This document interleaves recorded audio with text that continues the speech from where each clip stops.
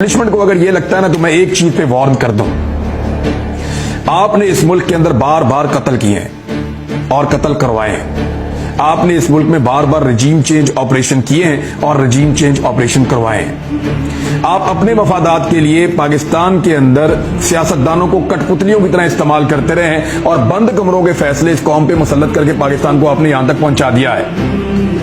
یعنی بنگلہ دیش کی کرپٹ سیاسی اشرافیہ نے بنگلہ دیش کو $50 ارب کا ملک بنا دیا ہے، ذخائر کے ساتھ $40 ارب سے زیادہ، اور ہماری ایماندار اسٹیبلشمنٹ نے ہمیں اتنا وار دیا ہے کہ ہم $16 ارب سے ایک سال کے اندر $4 ارب تک پہنچ گئے ہیں۔ یہ مہربانی ہماری اسٹیبلشمنٹ نے کی ہے۔ انڈیا کے کرپٹ سیاستدانوں نے انہیں $600 ارب کی اکانومی بنا دیا ہے، اور ہماری ایماندار اسٹیبلشمنٹ نے ہمیں کہاں پہنچا دیا ہے؟